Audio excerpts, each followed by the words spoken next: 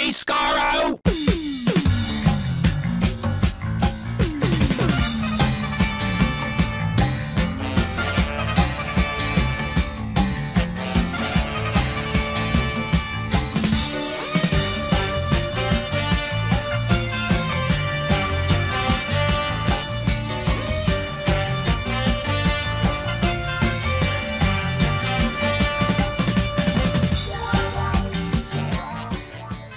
Hello, everyone. Welcome to Radio Free Skaro, episode number 941.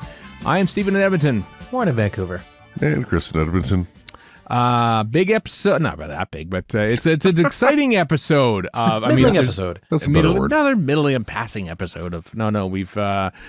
We on this episode of the old podcast today, Jonathan Helm and Graeme Robertson of the Blake 7 Production Diary Series A are on the show to talk about their awesome, frankly awesome book that I had a chance to have a look at and watch. And I told Jonathan Helm, of course, was famous for the Who effects and making Blake 7 Twitter accounts back when Twitter was in its height. Good.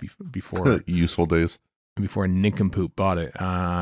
And those are excellent. So, John's been on our radar, of course, for a long time. He's a fan of Time of the Ronnie, but this book is amazing. Yes. Amazing Production Diary. Well, he was on the show for their Time of the Ronnie. Mm-hmm. Almost changed my opinion. Almost. You can appreciate the effects, basically. Yes. Oh, I absolutely appreciate the effect. Yeah. I do not appreciate anything else, but I do appreciate the effect. No, that's all right. That's fine. So that is coming up on this here episode of the old podcast. It's. I want to start off with. I'm just going to weather check here. It's minus 34 degrees Celsius as we record this in Edmonton, Alberta, Canada. Minus 11 in Vancouver, which is as bad theoretically. That's as bad. Yeah. It's utterly frigid here. I'm not leaving my house. No. It's even cold in parts of the Midwest too. They even I think there are football games that they were going to try to play in here. I just saw that. No, we're not going to play a football game outside. On the it's upside. Crazy. A couple of Trump rallies got canceled in Iowa, so there's that. Oh, well, there we go. That's all right then, I guess. Mm-hmm. That's Thanks, rare. weather. Yeah. It's minus 35. Feels like minus 35. It's very cold. Very, very cold. Rather like feels like minus. What is that in lower. Fahrenheit for the non-Celsius? Well, I think it's minus 40 is where they converge. Oh, right. It's the same. It's the same, minus 40. But low of minus 50, 50. Get a real measurement system, America. Low of, was again, minus 50, Minus Chris. 50, 50. So that's even colder in Fahrenheit then, probably. Yes. Yeah. So every 5 degrees Celsius is 9 degrees Fahrenheit. So minus 50, that'd be minus 58 Fahrenheit. Oh, that makes sense, right? So it's cold. So so this is why we're looking. Yeah. As you might have seen yesterday, Stephen, maybe there's a picture going around of some thermometer at or near the Edmonton airport, where the thermometer itself, the lower limit for it is minus 50, and it bottomed out. I saw a photo of a roll of toilet paper. I think it was wet. I think they wet it or something, and then placed it outside. And it's basically a roll of toilet paper in the middle of the air because it's standing up because it's just completely frozen. They did that in Victoria on the news with a bowl of noodles to see if they could make it stand. It did. Yeah. Or people who go outside with a bottle of water, just spray it up in the air and it just instantly ice crystals. Vaporizes, yeah. We're encouraging reels here and TikToks, and I don't think we should do that. No. Well, you can't have a TikTok without a dance. What's your water bottle ice dance, Warren? I don't even have TikTok on my phone. I don't even look at TikTok. I couldn't care less about TikTok. No. Sometimes I'll search for videos and they are TikToks and it annoys me. So because it wants me to install TikTok. So no. Yeah, I think I have, I don't know. I mean, TikTok is kind of taken over, but nothing feels like, how do you do, fellow kids, than, an almost 49-year-old male getting on TikTok and say, hey, I'm on TikTok now too. Yeah, exactly. I don't want to try and learn and try to make it sound like I'm doing stuff. So no. Also, if I learn TikTok, it'll just be replaced in about a year by Blorp or Blep or Flarp or some other stupid thing. Yeah. And of course, it's also run by it's probably the Chinese government. It feels like even more invasive, let's face it. So say the Americans. Go along with it. Doesn't the other. Yeah. What's that, Chris? So say the Americans, as far as it being run by the Chinese government. How about this? It's all garbage. I see. Every last bit of it is garbage. Yeah. Anyway, you can find a Radio Free Skaro on a lot of the social medias out there. So But probably not TikTok. You know what? I think we've squatted on the name. I don't think Okay. we've posted anything ever there. We are on Mastodon. We are on Blue Sky. We are on Threads. We are on Facebook. We are on Twitter. We are on Instagram. I think it's the 6th. And YouTube, obviously, because if you're watching this on YouTube, we're on YouTube now, which we've always been, but we're on. You can actually see us now. You can see us at our. Is that up or down? I'm not sure. I don't know either, but if you're listening to this, we have images of the Blake 7 book later on that you can look at. In payment for looking at our ugly faces. Indeed, yeah. It's very cold here in Western Canada and indeed the Western U.S. But it's going to be warm in L.A., at least warmer in L.A. Chris, what's the temperature in L.A.? Look up the temperature right now, this very second in L.A. If you please, because I want to know what's happening. Because this is where it's getting close to the time where I put the Los L.A. Angeles weather. Is 12 degrees. That's kind of cold, but it's better than minus 35. Yeah, true. Minus 10 in Vancouver. Wow. Yeah, I know. I just said that. That's cold. Yeah, I didn't pay attention. Yeah, that's surprising. Yeah, I didn't pay attention. I was busy looking at TikTok. To be fair, nobody pays attention to Vancouver, and that's fine. That's fine, except when they want to shoot things there. Tax breaks. We're looking forward to LA. Why LA? Because Gallifrey 1 is in a month time. That is weird, but true. Yep. Holy crap. Yeah, it is too. Yeah, I know. And we will be there once again, kicking off Gallifrey 1 on the Friday with More Than 60 Years in the TARDIS, with guests Sagan Akinola, Kevin John Davies, Annette Balland, Kevin McNally, Sean Digwell, Jay Griffiths. Main stage 10:30 a.m. on Program A. Yeah, we've never had a musician on the show before because they haven't been that many musicians to be on the show proper. So Sagan Akinola, we get to talk about him and his music for the Jodie Whittaker era. Not just about him, but with him. With him, yeah, I know he's gonna be there talking about it. It's kind of cool. So that's cool. I'm looking forward to that. Kevin John Davies, of course, did the More Than 30 Years in the TARDIS documentary. He also worked on the Hitchhiker's Guide to the Galaxy TV series and was a friend and confidant of Douglas Adams for all of his life still, on Hitchhiker's Guide and everything. So also directed Shakedown. Directed Shakedown too. There's gonna be a Shakedown panel at Gallifrey 1, which is exciting. Yeah. And it's funny. As we were watching when Ncuti Gatwa was on the Graham Norton show in December, and I was watching that and going, Graham Norton has all the actors on, and everyone's on for the whole show, and I thought that'd be kind of fun if we did that on RFS. And then all of a sudden, hey, do you want 4 actors to be on? So it's basically gonna be the last half of the show is gonna be like the Graham Norton show. Yep. With Annette Balland, Kevin McNally, Sean. Not as funny or witty. Well, we'll find out. Or we'll have Irish. some fun with them. Yeah. And also, I'll let Chip announce this himself when the time comes. But the return of 2MTL on stage also at Gallifrey 1 because we got 90 minutes, so we got a nice bit of room for Chip to do a thing. And it's been a while. Chip, of course, is our tech producer for the whole time and feeds us times with how much time is left in segments and stuff, so we know when to wrap it up and everything. Does an excellent job. Maybe he plays has videos, does music. He is invaluable, and so maybe he has a TikTok dance. He probably Possibly. Chip is on TikTok. Chip does do TikTok, I think. We don't as such. No. Maybe we will this time. Maybe this will be it. We'll do a TikTok dance. He's been an educator. Sure. He has to understand what the kids are up to. We don't. That's true. Yeah, that's true. That's a very good point, actually. Yeah. So there you go. More Than 60 Years in the TARDIS, Gallifrey 1, Friday, main stage. We kick off the convention, as it is always our thrill and privilege to do. So join us for that, and then go off on and there's a whole bunch of other stuff. We won't do the full not yet preview, obviously, but there was a big update, Gallifrey 1 update. Says the Chiron on the lower third there with Kevin McNally, because he's on our show because he was just announced along with Jay Griffiths and Robert Strange and Peter Angelides. Kevin McNally, of course, Twin Dilemmas. Kevin McNally and nothing else. We get to talk about the Twin Dilemma on the live show, folks. I'm sure he's thrilled. Oh, God, that great, wonderful. It'll be almost the 40th anniversary of it, won't it? Oh my! Almost to the day. Almost to the day. Some things that are old get reappraisals on the internet. I don't think Twin Dilemma is going to get reappraisal. I don't know.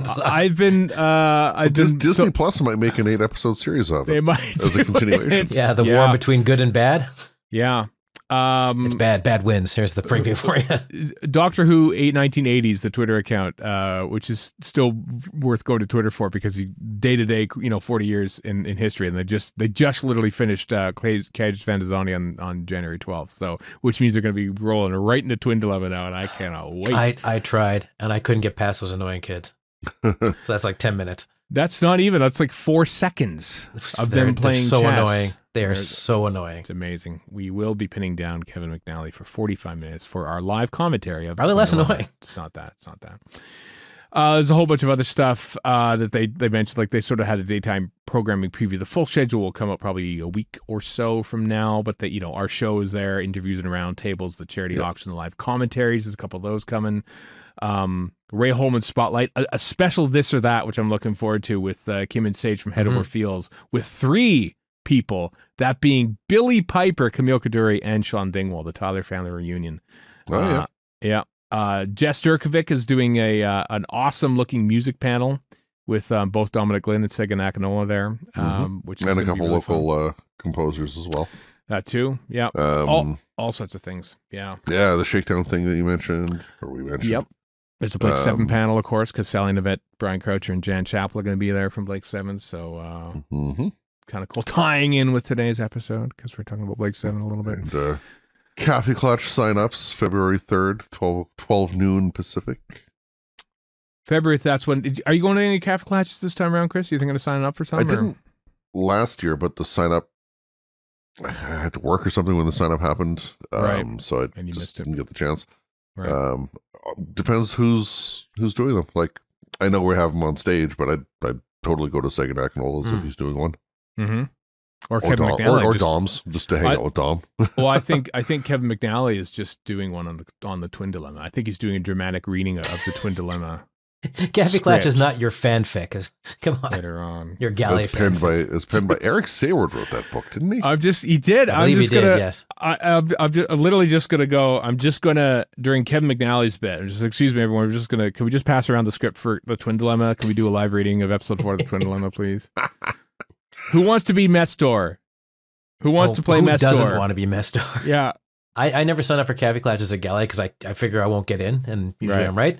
I do sign up for them Worldcon because it's really easy to get in Worldcon Cafe Clutches. Oh yeah, no, I never, because we do podcasts from Gallifrey One. Those of you who don't know, we do do a live show that goes out on the feed at some point, and usually do 1 or 2 special episodes from there as well. So I usually don't want to lock myself in to times to think, oh boy, we. To do interviews and stuff. So, yeah, it's all exciting. It's weird. Once, I go from, oh yeah, Galley's coming, and then, oh no, I'm nervous about Galley. and then all of a sudden just talking about, oh yeah, Galley's coming. That's going to be fun. Especially when it's minus 35 out here, and it's going to be not minus 35 in LA in a month's time. So all that to come. We do our Gallifrey 1 preview show the Sunday before Gallifrey 1. So that's when we'll be doing that. So we won't dive too much into details when it comes to Galley until then, but it's going to be exciting. 4 weeks away? 4 dingly-dong dang weeks. Yep. Well, that's good. That means only 4 weeks of work to get through and then, and then vacation. And I have to go to Vegas before that, which will be weird. That'll be odd. That's for work. People, not for Doctor Who stuff, obviously. No, well, why would Doctor Who go to Vegas? No, it wouldn't. It sucks. Vegas kind of sucks, honestly. I'm not a fan of the city. I know. Lost Isley, we call it now, because it's a Richard Hive of scum and villainy in Las Vegas. Apologies to all the people in Vegas, but hats off to all of you in Henderson, Nevada. But congratulations on getting the football team. I guess. Well, it's because of the hockey team that now everyone goes to Vegas now for. Now they're going to get a baseball team. Las Vegas Athletics are going to go there, and then it's only lacrosse. They need lacrosse. Lacrosse. Hey, have you been to a lacrosse game just a few blocks from me? They're actually super fun and dirt cheap. So we drove. Listen, speaking of cold weather, one year, me, Erica, Deb, Chip, Rachel, all of our friends who you've known on various podcasts, Variety and Chip, of course, Rachel's been on Doctor Who Circles, of course, for a while too. We all drove from LA to Vegas to go see a Golden Knights game on the Monday after Galley. Was it worth it? Flew home from there. It was 3 degrees in Las Vegas that day. Gross. 3 damn degrees. Yeah. So it is a desert. It can get cold. It can get cold, and you forget about that. 3 degrees. Yeah. It does sometimes snow there. It very occasionally would snow. That's actually fallout from the occasional atomic test. Yeah, that's probably what it is too. So. Leftover from the 40s. Yeah. Yeah, there's a time vortex somewhere in the desert. Just spits out of that. Yeah. In my lore. Mm-hmm. I don't know if you heard, everyone, but the season 15, Doctor Who season 15 has been announced as the next installment as the Collection Blu-ray. There it is, right there. And they of course released the UK image of it, the aka the version that we will never see. It's a really cool cover. Yeah, the cover is great. We don't get the book, we don't get the packaging. It's more compact than that, but yeah, this has been like I think it's been very much an open secret for the past while that it's going to be this one. It took a while for them to announce it, but the exciting thing is in North America. On BBC Shop in both Canada and the US, links in the show notes possibly, release date of June the 4th, which is just over 2 months after we get the season 20 box set.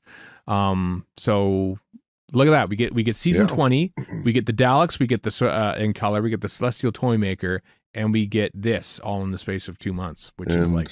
Little peek behind the curtain here, folks. The first thing I thought of when they announced this was, oh, great, another box set. My text chain with these two guys is going to get clogged up with, where is it? Where is it? I ordered it. Where is it? So I'll be doing a lot of scrolling over the next few months. Yeah. No, this is going to be different than that, thankfully. Yeah. So there's still no UK release date. Still no UK release date. No, but it was, as I say, announced on June 4th for North America. So now that could change because they initially said that season 20 was coming out like in February, and then all of a sudden it changed to April 2nd. So that could change. But that's that's Canada. I mean, we're used to having things delayed. But as far as the UK goes, I mean, I don't know. I guess 2 things. Number one, I'm going to guess probably sometime in March, mid to late March. But this also means that we're going to have some sort of BFI screening. On Monday, January 14th, they're going to announce, 15th rather, they're going to announce, I saw that on Twitter. Okay. Johnson So we'll on talk BFI about that said they're week. going to announce what, they're going to announce what story it's going to be. Horror Fang Rock, let's face it. It's good, of course there's a 5-1 mix for Horror Fang Rock for this one. That's the only one that has that, plus enhanced visual effects. Sadly, it won't be Underworld. I know we both want Underworld. How much is this supposed to be North American, or do we even know? $60. Because this has got pound for pound a whole pile of really good stories. This is your era. This might be the one I break into. This is it. This is the one. It's a good one. I can't think of a bad one on that list. So yeah. The redone special effects for the very brief glimpse you see, the Rutan looks pretty damn good. Yeah, it does, but I'll always go back to the plastic garbage. Like I'll watch it once, and then I'll go back to the plastic garbage. Insofar that they even use the a blow up of the new CG Rutan in the background during the behind the sofa. Oh, you can see briefly. I know you can see also, that there. Yeah, behind the sofa. This the first time? Might be the first time. There's no Peter Davison. There's no Peter Davison. It looks like Colin Baker, Sarah Sutton, the wife of Betson Roberts, the wife of late director Pennant Roberts, with Toby Haydock and Louise Jameson. I was wondering who that was. Yeah, Matthew Waterhouse and Janet Fielding are going to be there too, as well as Katie Manning. So for the behind the sofa ones, which are always fun. So that's cool. There's an epic 92-minute documentary on Graham Williams by Chris Chapman. Which is the centerpiece of the whole thing, which is I'm very much looking forward to. Yeah. And then the Matthew Sweet big interview is Louise Jameson. Yep. That's a natural right there. Totally. The preview of which is already quite interesting. Mm-hmm. And I still recall, what's it now, 12 years ago? Mm-hmm. Right. Sitting in the hallway at Gallifrey 1 with you interviewing Louise Jameson. Mm-hmm. And I've never seen Tanko. I've never, whatever. Right. I have no concept of her outside of Doctor Who, and just what a lovely human being, though. By the way, just hearing your interview with her a dozen years ago, like opened my eyes to her, and so I really look forward to this. I know, like we it's almost like an insult that we just like ask Louise Jameson about her 18 months on Doctor Who when she's had a massive career outside of Doctor Who. Let's not forget Toast of London. Toast of London as well. She's hilarious. Yeah, she's great in that. Yeah, a lot of stuff. There's bits on Tom Baker. Tom Baker muses on life, the universe, and everything. Tom talks. I mean, just sometimes you just want to hear Tom Baker talk, and that's what you get to hear on this thing. New commentaries that Toby Haydock recorded with Tom Baker as well. A whole bunch of stuff. 7-disc box set, including all the stuff that was on the original DVDs as well. So it's cool. And they had a Leela versus the Time War. It was the trailer this time with Louise Jameson on the Time War as Gallifrey Falls. With a confession dial, which they don't call it a confession dial. They don't call it that, no. Sort of it's a Wayfinder is what they said it was. Wayfinder. It's a confession dial as far as I'm concerned. It was bigger. Didn't they have a Wayfinder in Warren's favorite Star Wars movie, Rise of Skywalker? Oh, by all means. That's how you found Exegol, yeah. That's how they found Exegol. Maybe this is how we linked Exegol, too. I did kind of do a little cheer to myself when she says, "I am Leela, warrior of the 7th team and Gallifrey." Oh yeah. I was getting a little choked up for part of this. I love these things. I love that they make the time and effort to do these things. Also, and this is not a slight, the effects aren't quite cinematic quality, which is a plus because it reminds me of the old show, while not looking quite as jank as the old show. Right. I was just happy that they had wraparound credits from the season 15 style. Mm-hmm. Yeah, that was cool too. I saw someone on Twitter, the person who worked on, I can't remember their name, but they they had to like basically AI for the widescreen. The widescreen, yeah, they had to sort of like here's what like they had to extend it. Generative, you do that with. I didn't even pay attention to that. I don't know if it was generative AI, but it wasn't just cropped. It was like the actual thing, and then zoomed out. So so it was kind of cool. So yeah, pretty neat. Looking forward to this coming out. As you said, there's a lot of good stuff. Like this is exciting a lot of people that I've seen already. It is. Even me, and I'm completely not a care about her for DVDs most of the time. You don't dismiss them, Warren, though. No, that's true. Or the work that goes into them. I just don't have the desire to collect them all. But this one's got a lot of good stuff in it. So does. And it's Tom Baker, the GOAT. So I mean, he's the greatest. Yeah. He is the best, really, let's face it, Tom Baker. So it's good to have another. It feels weird, it feels like another Tom Baker. This is what, 12, 14, 15, 17, 18. So we got 5. There's more Tom Baker to do. This is the 5th of 7, right? Yeah. Because we have 13 and 16 left. Don't wait till the end either and have a whole bunch of Tom Bakers. So you I know. Yeah, so which means we have, there are no bad Tom Baker seasons. And 16 is my, the one that I grew up on. So I'm really looking forward to the Key to Time. That is going to be. But, come on. 13, though. 13's so good. 15's so good. Yeah. You have to think that one of 13 or 16 are going to be the last one. Just because. Probably not Key to Time. I would think they would wait. That would be somewhere before the end. Probably. It's probably looked at a lot more kindly by me and my nostalgia. It's just a gut feeling on my part. I love Key to Time as well. But yeah. I think, and the symmetry of like Terror of the Zygons being the last big DVD release and maybe the last Blu-ray release might be there too. I mean, we're also looking at patterns, 13 out last. They might just put stuff out as convenient. Could be. Yep. I mean, maybe maybe they'll put 3 out, once they finally decided, okay, no more coming back. Let's put out 3. I was just going to say animate them all, but I was going to say it depends on what they do with the Hartnell and Troughton sets. Yep. True. This announcement made Ian Levine very happy after whinging about, there's no new announcements. They've forgotten about us. One that goes below -50, but also a barometer of Ian Levine's feelings. That's true. Levometer, we'll call it. He was berating people who it was embarrassing. I mean, it was even more embarrassing than it usually is for him. But and then it finally comes out and says, I know I say a lot of bad things about it, but I really like this. Okay. Who was he berating and why? People who make it, Mark Ayers, Richard Big, all those people. Anyway. Stop being so damn cranky, Don't be like that. Don't be like that. They work hard on these things, and they're still working on them. I don't know what delayed the announcement for this one, but the intention is to still do 2 to 3 a year. So this is the first one. So there's still time. Still time for doing 2 more, like in September and December or something like that. So and they're still hard at work making them. Chris Chapman was tweeting out about how they had just the other day shot stuff for a documentary for an upcoming Blu-ray release. So all the work. Toby Hado, same thing, was in London the other day doing some recording for Hooray stuff, but so it's good. But they're also juggling like how many at a time as well. So exactly. Hey, why don't I remember Doctor Who? New Doctor Who is on Disney Plus, by the way. Well, let's talk about some stats. Church on Ruby Road final BBC One viewing figure of 7.49 million. I like that we have video that we can have Warren just nod off. Third for the week. 40 for the week. Third for the week. 41.4% share.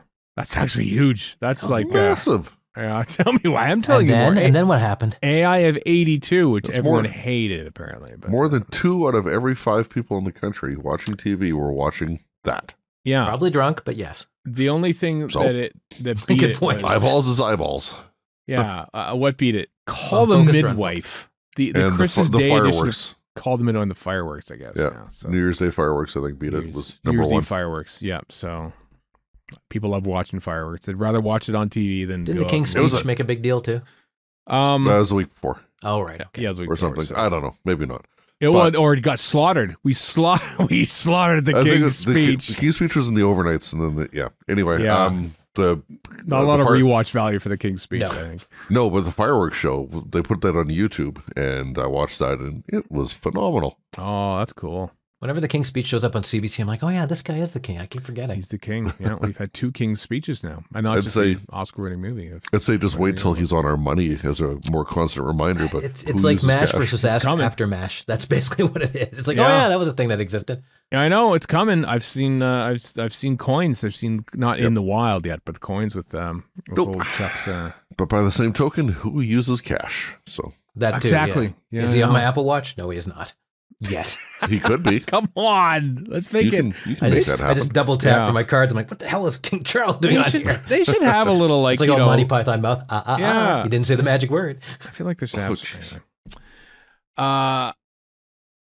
I've got derailed by Monday. Yeah, sorry. That's fine. That's fine. Two quick things here before we get on with John Helm and Graeme Robertson.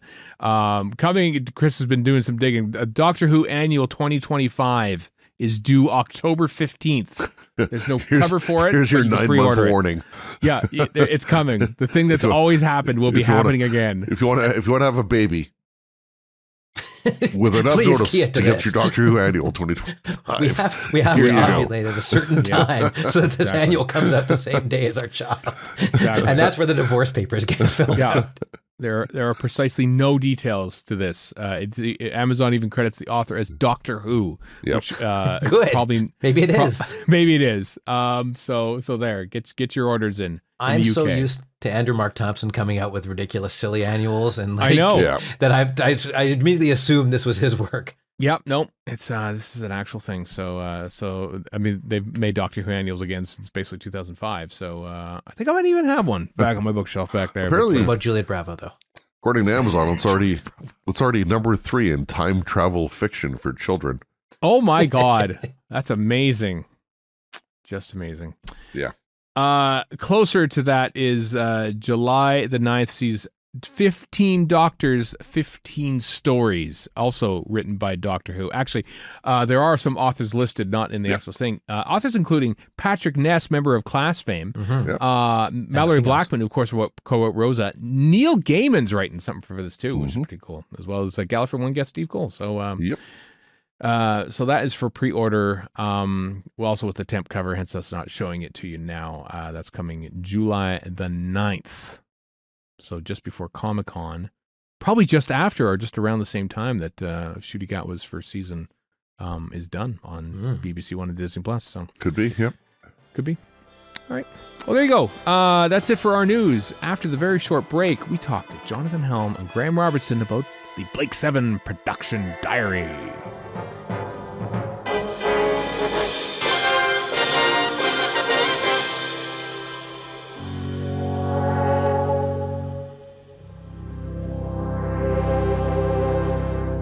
Followers of the WhoFX and Making Blake 7 accounts during the pre-Musk days of Twitters appreciated the deep dives into not only the visual effects featured in Doctor Who and Blake 7, but also the day-to-day production of classic British science fiction television. I am pleased to inform you that the expertise and dedication behind those Twitter accounts have brought to life in a new book called The Blake 7 Production Diary, and I'm joined by the writer Jonathan Helm. Hello, John. Hello. And responsible for the design of the book, Graeme Robertson. Hello, Graeme. Hi. So, John, how long did it take badgering from people like me to turn your Making Blake 7 account into a book? Well, approximately 7 years, appropriately enough. I, as you just mentioned there, I used to just do a lot of stuff on Twitter, initially Doctor Who, and then that span out into Making Blake 7.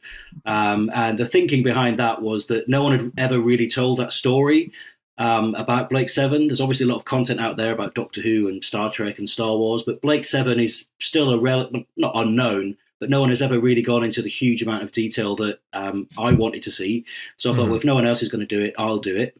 So I started a Twitter account, and the idea was it tied in with the 40th anniversary of Blake 7. So every day I would tweet whatever they were doing 40 years ago. So if they were in a quarry somewhere, I'd talk about that. If they were in rehearsals. And it started off on quite a small scale, but then it gradually, I got more followers and I got lots of nice feedback, and then built up quite a big following. I mean, not big, but big in terms of, what you'd expect for a forgotten classic science fiction series. Right. And quite early on, people saying, you've really got to put all of this into a book. And I thought, well, that might be quite nice to do one day. But I thought, well, to do it the way I want to do it, to get that many pictures in there and tell that story in that kind of detail, I wasn't quite sure how that would work in terms of putting a book together. But people just kept asking time and time again, you've really got to do this, because Twitter is obviously very ephemeral. Especially if you get a lifetime ban, like I experienced. Right. So all that content is now gone, which is great, because if people really want to see that stuff now, they can only get it in the book, which is great. Thanks, Elon. So a book was always something I thought, I would love to do it, but I just didn't think it was feasible, because it partly to do with copyright. Who am I going to find a publisher? And then that's where Graeme comes in, really. Yeah, Graeme, how did you become involved in this project?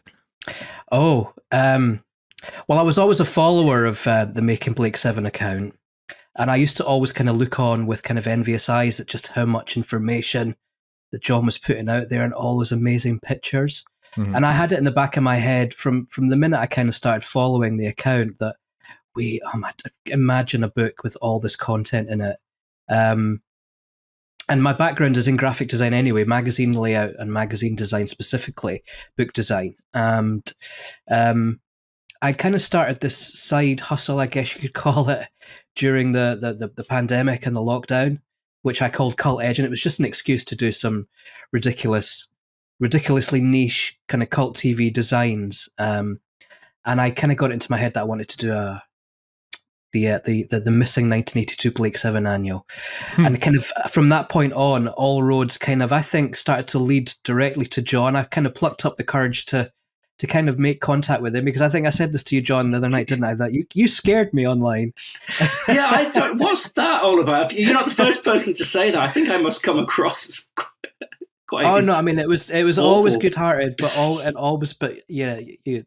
used to kind of see you take no prisoners if people were being unfair towards the show or towards you, and I thought, oh my goodness, how do I approach this person?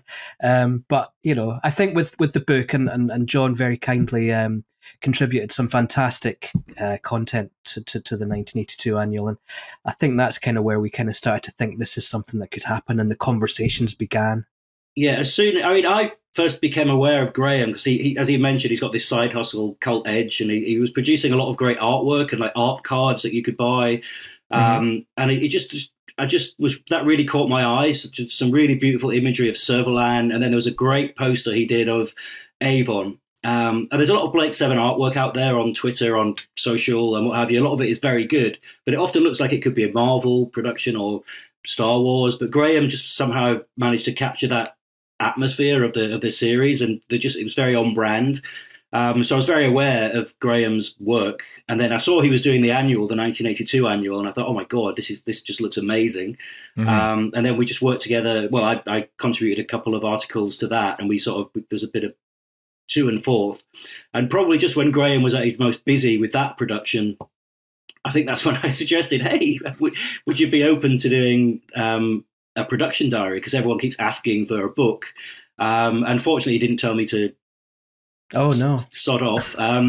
He was really up for it. So, and since then, there's been another annual, which probably tells you how long it took me to get my act together. But yeah, I saw the quality of what his design work before it was even published. Just because he would send me sneak previews of not just my stuff but other people's as well, and I just thought, oh, imagine a proper Blake Seven book of this kind of quality. And then when I actually got it in my hands, I just thought, I really want to do this. It really motivated me to pull my finger out and start working on a book rather than just lots of random tweets, really. And around about the same time is when I got my lifelong ban from Twitter with the Making Blake 7 account. So that was the impetus then, being banned from Twitter, realizing that all the content you poured your heart into for years was going to be no longer accessible, and you had to put it into a book form then. Well, I've been thinking that for a while, because the Twitter, I mean, as I say, it started out just a few tweets here and there, but as it kind of grew arms and legs, it became it was taking up a lot of my time. And I think, Graeme, maybe that's why I was maybe a bit horrific online to it, because it was because I was basically tweeting.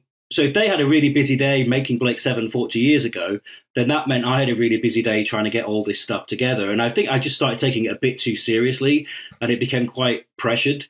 So I was always saying, I'm not going to do this anymore. I'm not going to do the second series. I'm not going to do it anymore. And then people say, oh, please, please. I'm so desperate for attention. And yeah, but I was aware I'm putting a lot of time and effort into this, and it is literally just going nowhere. I mean, it's gone and forgotten. And then obviously Twitter has taken a little bit of a nosedive in recent years. So I think I don't think I'd want to put any kind of good quality content out there on Twitter anymore anyway, to be honest.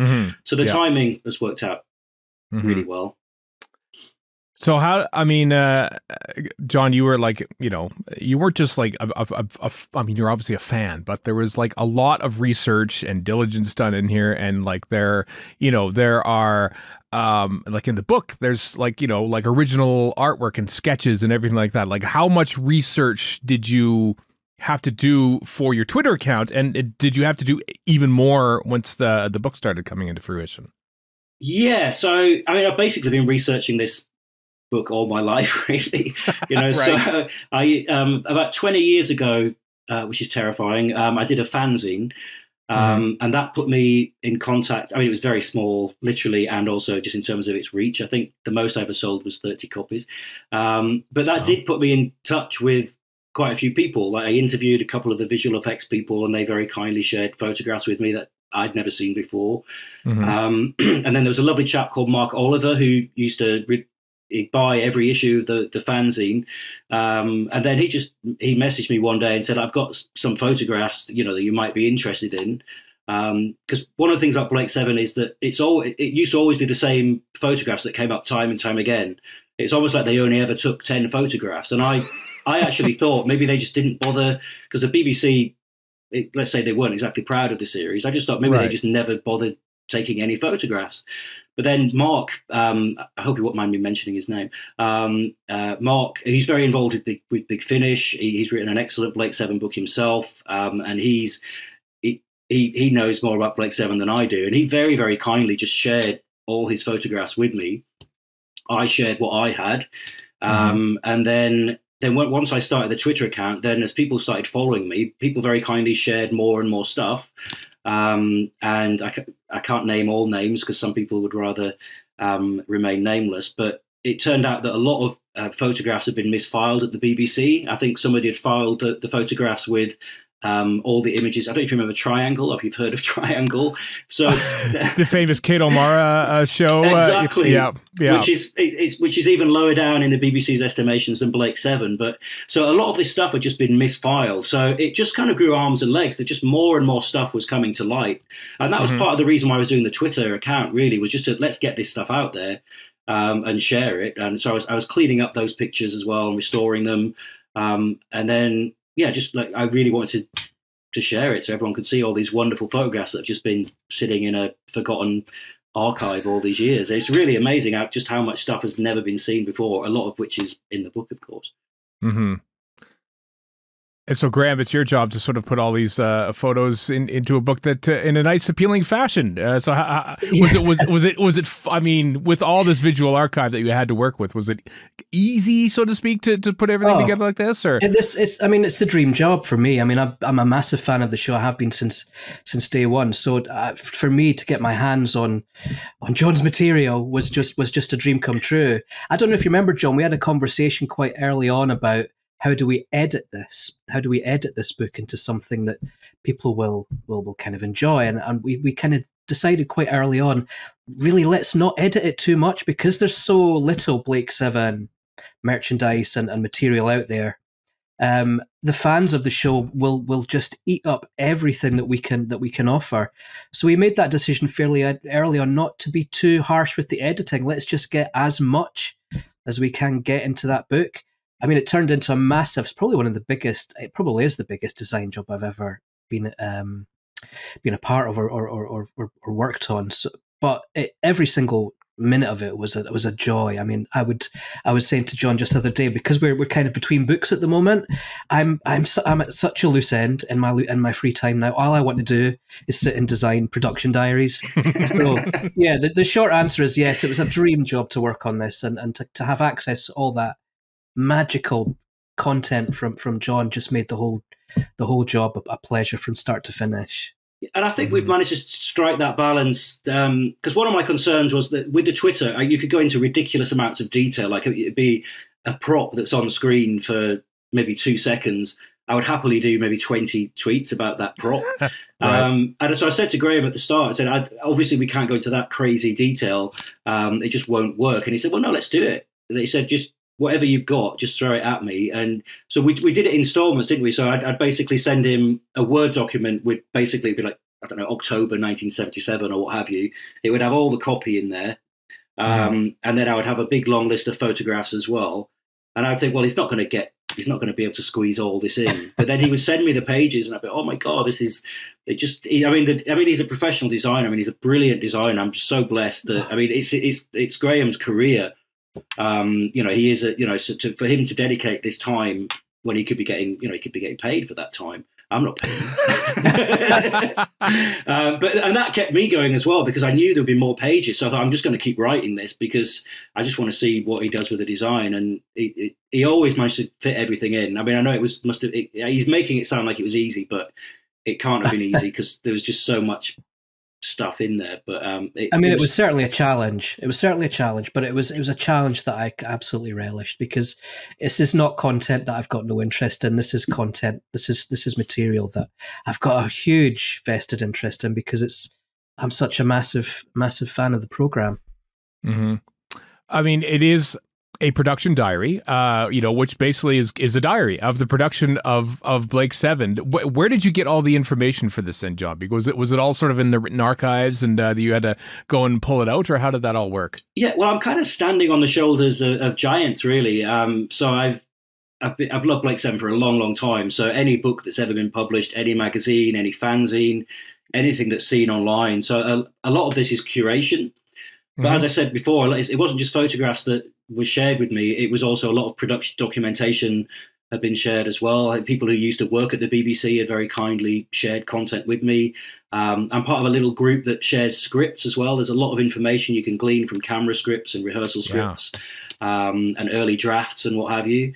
So it was just a case of sifting through all that information and trying to make it easy to kind of digest, I guess. And but when I was doing the Twitter posts, it wasn't just a case of just taking an existing file and updating it. I mean, I was so disorganized that I was just, I was doing most of those tweets on the fly. And then, of course, all the tweets were then deleted. So I thought, oh my God, I'm absolutely buggered, really. I mean, I had bits and pieces. I thought, I'm just going to have to start from scratch. But then somebody got in touch, and I've forgotten his name, unfortunately. I feel really bad about this. But he basically he created some kind of algorithm or what have you. And he had every tweet I'd ever done. And not just the main ones, any reply I'd sent. And actually, I could see what you mean, Graeme. Some of them were quite Yeah, I didn't realize just how unpleasant I was to some people. But you could see why you were banned, basically. Is what yeah, you're saying. basically, yeah. But yeah, literally every tweet was there, which was great. And then he'd also saved all the images as well, and he just shared these folders with me that had a spreadsheet with all the content and all the images, which was far more organized than I ever was. I mean, it's still a big job to go through the spreadsheet and turn that into, palatable text.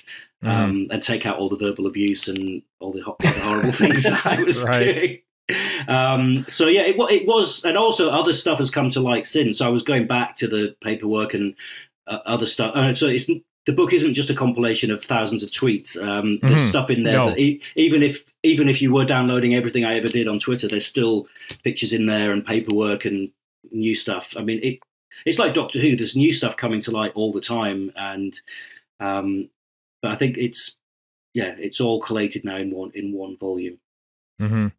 Well, I mean, you both have been fans all your whole life and stuff, and have been focused on the minutia of making the show. But was there anything during the production of the book that sort of like opened your eyes at how Blake 7 was being made, and like the build up to it, the attention paid to it by the BBC? Was there anything that sort of surprised you like that? I mean, for me, the how close to the wire it was. I mean, when you get to the end of the filming of the first series, it's amazing how close they were working on the incidental music, weren't they? Literally hours, days before the final episode was broadcast. I mean, that's just mind-boggling. Yeah, it was like that ticking time bomb they had the whole time. And even when they started making the first episode, they didn't have that long. I think they were making episode 7 when episode 1 was broadcast. So that's not a huge lead time anyway, and that just kept getting smaller and smaller. And I think one thing that struck me was the kind of the pre-production process as well. Just what from Terry Nation pitching the series to it actually getting made. And one thing that I hadn't, even when I was doing the tweets, I hadn't realized just how keen the BBC were to make Blake 7 as a co-production.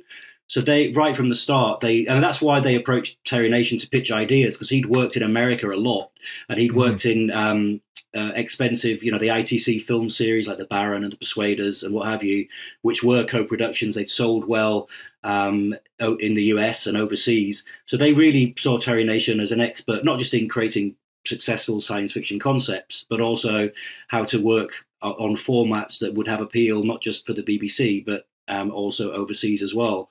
So, yeah, right from the start, they had a lot of ambitions for the series, and they were hoping to get co-production money that's just never transpired.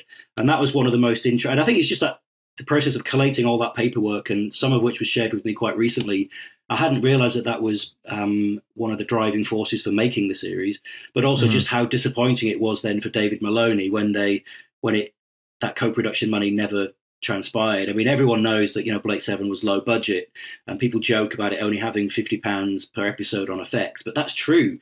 But that's because that co-production money just failed to materialize. So I think that's quite an interesting story, and looking at it from a Doctor Who perspective as well. I mean, I obviously knew that it was basically all the people who made Doctor Who that went on to make Blake 7, but once you go into that detail, you realize that those first 3 years of Tom Baker's time, the Hinchcliffe era, I guess, that was basically the incubation period for Blake 7, because Terry Nation was hot off the heels of writing Genesis of the Daleks, which obviously went down very well. So he'd just written Survivors too. Obviously David Maloney, he'd directed a lot of serials in that era as well. He became the producer of Blake 7. Chris Boucher, who had just written 2 amazing Doctor Who stories, and I think would have gone on to write many more, he was basically poached. I think Robert Holmes might have been thinking about grooming him as his replacement on Doctor Who. I mean, it'd be intriguing to think what would have happened if Boucher had become script editor on Doctor Who. And the directors as well, like Michael E. Bryant, jumped ship, left Doctor Who, went on to Blake 7, never went back again. Douglas Camfield, Pennant Roberts, who obviously did go on to do more Doctor Who's.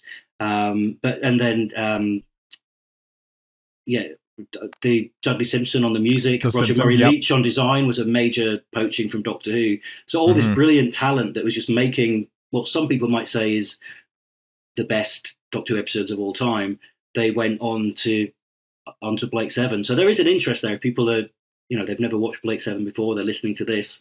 If they like old school Doctor Who, there's a good chance they'll like Blake 7. We might even get Warren to watch Blake 7. You never know. I keep berating him too. He never finishes it. Yeah. I think one of the most heartwarming things for me working on this book and kind of getting that insight into how the show was made is just, and John's right, just how much ambition and talent and time and effort and that went into making the show. I mean, I've always been a big defender of the show. It's very easy to take the mickey out of Blake 7. Of course it is. It didn't have a lot of money thrown at it, but when you see the amount of work that went into making that program, and it was genuine, you know, it was genuine hard work and genuine enthusiasm to try and make the show work. Mm-hmm. I kind of come away with a newfound respect for the program, and I'll no longer take any cheap criticism of the show, because I know now just how much hard work went into making that program. And I mean, you can see it in the 300 pages of that book. I mean, that's just the first series. I mean, how much work did they put in? Oh, definitely. And if you look at those early episodes in the season as well, I mean, before the money had run out, you can see that they were going for something, you know, quite prestigious. You know, they were, you know, the effects were all shot on film at Bray Studios. There were lots of night shoots. They had some great guest actors in those first few episodes as well. So you can see that it was a prestigious production. It's just 5 or 6 weeks in, all the money had gone. But then that's an interesting story as well, how that's where the creativity really comes into play when, you know, how do you use I mean, the design in Blake 7 was always great, wasn't it, Graeme? Absolutely. It's a beautifully designed series. So. I mean, Blake 7 is. I mean, I don't say this lightly, and I don't say this for effect, but Blake 7 has got a lot to do with my interest in graphic design. That first 3 series logo is an amazing piece of design. The use of branding, those hexagons on the ship that followed through all the set design, it gave me an appreciation of how branding works. And but that logo, that first logo, and even the series D, logo, is still. I almost tripped up there. I should know better. Why? But yeah, the graphic design and the design element of Blake 7 is really striking, and it really kind of struck me as a kid, a 10, 12-year-old kid. Mm-hmm. I want to dip back into the design bit. I do want to mention there's a fascinating little thread, because you sort of focus on what's going on in the real world a little bit too at the time. And Blake 7 is made before Star Wars comes out, but is broadcast just as it's coming out. And you can kind of tell, like I remember Kevin John Davies' documentary. I don't even remember if it was released or not on the DVD, about how, I think it was episode 7, Project Avalon. Sort of, you can kind of tell about how Star Wars has kind of influenced the minds. There's a big hallway laser battle that wasn't really seen in the first 6 episodes. I mean, you know, they've run out of money and Star Wars has just come out. And so how does that change the direction of how are they going to make this show? Oh, yeah. I mean, that's the thing. Star Wars had a massive impact. I mean, people often make the mistake that Blake 7 was the BBC's answer to Star Wars. Mm-hmm. Because it was the first episode, I think, was shown 5 days after it was released in the UK. So the timing couldn't have been worse. But it was actually, you know, Terry Nation pitched the idea back in 1975. So that was over 2 years since before it was released in the US even. So in terms of the early developing the concept, the characters, the spaceships, the design, that was all done before Star Wars was before anyone knew about it. But then as production geared up, word was getting out there that this thing was coming. Like Ian Scoons, who did the effects, he knew people who'd been working on Star Wars, and they were saying to him, look, this is going to be huge. There's never been anything like this. And some of the paperwork from David Maloney, talking to the head of serials at the BBC and other higher ups, saying that we do need this co-production money because change is coming. And that there's a lovely memo, I think it's from somebody very high up at the BBC, I forget who, and he was saying, I don't buy this idea that Star Wars is going to become hugely popular and it's going to lead to a massive resurgence in science fiction. And it's written down there in black and white. It's just such a classic, just a classic moment. And then, of course it was released, and then it just changed everything. And like the producer, some of the directors, the designer, they got to see Star Wars. They're invited to a special preview screening. I think Tom Baker was at the same screening. And the Blake 7 production team just staggered out of there. They just said, done. We are screwed, basically. And then, so by the time it was shown, people were thinking, well, they're trying to do Star Wars here. And then people had that thing to compare it to. Doctor Who was facing similar challenges too. You know, that Doctor Who used to be a lot more acceptable because nobody knew any better. And then Star Wars just changed everything. So you can see that creeping in. You mentioned Project Avalon there. There's scenes there of Servalan walking down the corridor. She's basically a sexy version of Darth Vader. I mean, some people find Darth Vader sexy too. Right. So you can definitely see that creeping in. And in the later seasons as well, that, you know, certainly by the time we get to Series D, that, you know, the Scorpio, that is the Millennium Falcon, just slightly squashed, and the hardware and the technology and the camera moves. So it had a massive impact, but it wasn't, it didn't influence the creation of Blake 7, but it definitely influenced how it developed. But that's one of the, that's a great thread that comes through the book. Just like it couldn't have come at a worse time for them, really. Just put them under even more pressure. They were already worried about the effects not being up to scratch because the budget was so low, and then Star Wars comes along. So, but it still worked, you know. I mean, and that's another thing. Blake 7, obviously, it's only the nerds like me and Graeme and you, Stephen, and it's who remember it now. But it wasn't just a cult hit. It was a massively popular series. You know, it was getting 10 million viewers, and it was on at the same time as Coronation Street, which I know that you know, Stephen. I know you love Coronation Street. Huge. Never missed an episode. In 68 years, I've never missed an episode. Yeah. So yeah, it was massively successful, and I think people just loved the characters, and it was an exciting series. It was very well made. Okay, the effects weren't Star Wars quality, but they were still convincing enough. But as you say, the design work was there, and that comes through in the book. I mean, I am like impressed by the amount of, like, you know, there's not only the opening title sequence, but like the storyboard of how it came about, and is all in there. Like, did all that come from like the written archive and stuff, or is this just you two just sort of like saying here's what it was and putting something like that together? So I've got to give a shout out to a lovely chap called Phil Stevens, who is a fantastic, he's a really talented model maker. Like, he's recreated some of the original props from Blake 7, and they're just incredibly detailed. And he's very kindly shared various bits and pieces with me. And he just casually emailed one day and said, I don't know if you'd be interested in this. And it was the storyboards to the title sequence, which I'd never seen before. I don't think they'd ever been seen. And I actually got in touch with the chap who designed the title sequence, and via LinkedIn, and I sent them to him as well, and he was absolutely delighted to see them.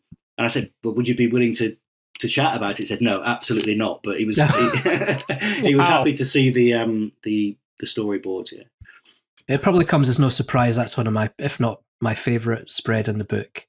To have that insight into how those titles were done, just stunning. It's great work. Love it.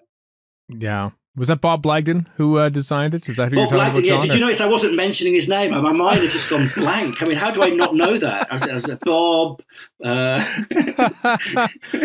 That's all right. He didn't want to talk to you about it anyway. So that's why I'm. Yeah, but yeah, Bob Blagden, of course. Yeah, and he did one of the really iconic Top of the Pops logos, and he'd worked at the BBC for years.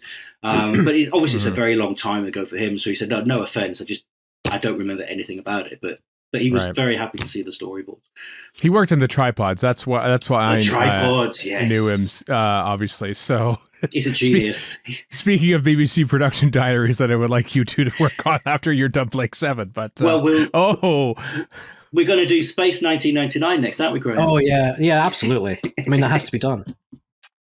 Well, I'm a new fan of that, actually. Got a recent fan. Oh, really? I thought. It's one of started realizing how good it was. It's in my top 5, I think, definitely. Yeah. Tripods is in my top 6.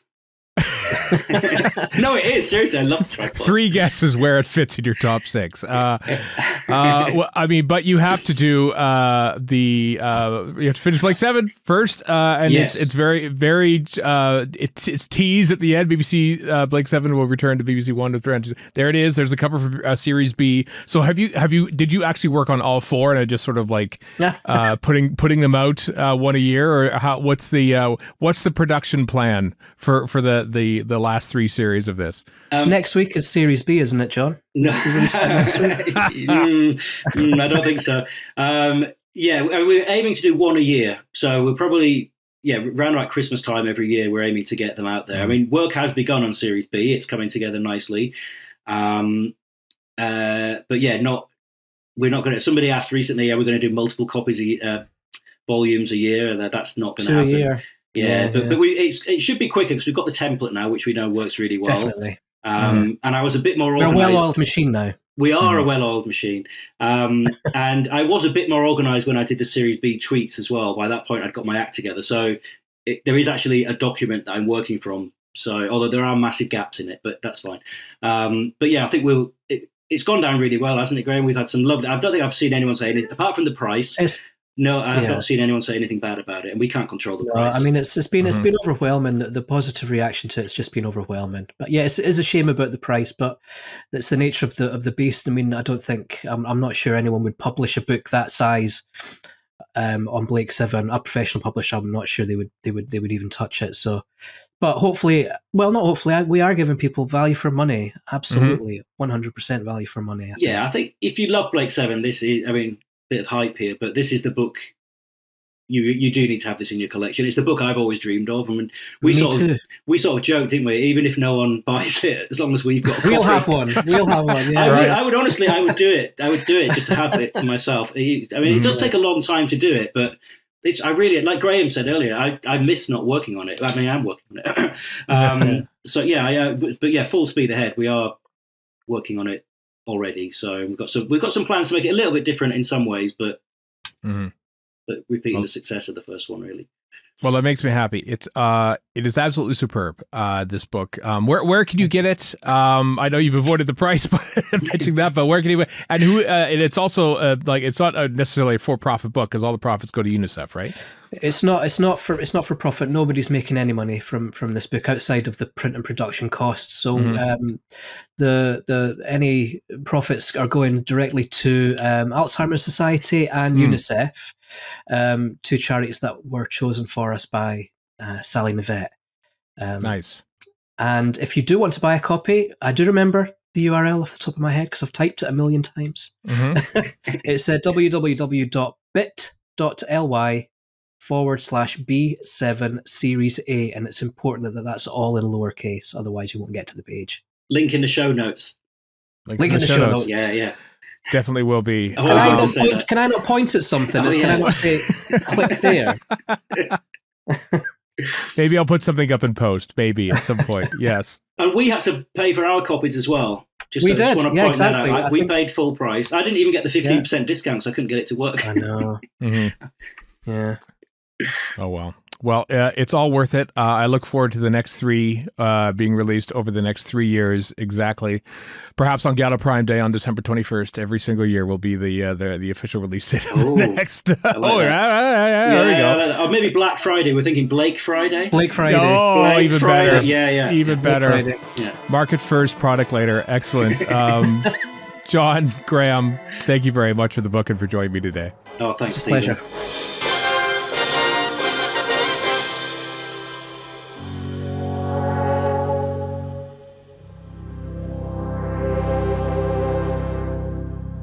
Thank you, John and Graeme. Links in the show notes. By the way, if you want to get the book, Blake 7 Production Diary Series A, I'm very pleased that B, C, and D are going to be following, hopefully one every year after, because based on the first book, very much looking for, especially the whole Michigas with Graeme, Gareth Thomas and Sally Nivette leaving at the end of season 2, and the whole mock cancellation at the end of season 3, and the whole reboot for season 4. It's all exciting stuff. Even if you're not a fan of Blake 7 per se, that just the production of 1970s BBC television is even smaller group people, all 3 of them being here, but yeah, pretty much, yeah. So there.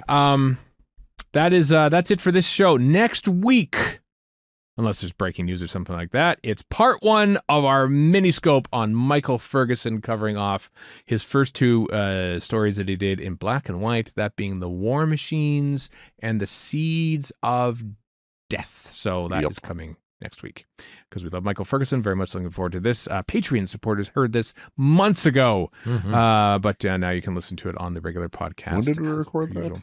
Oh, October last 10th. year for sure. October 10th. 3 months ago. Okay. Yep. God, what we didn't know about Doctor Who back in, well, we still don't know much about Doctor Who. Yeah.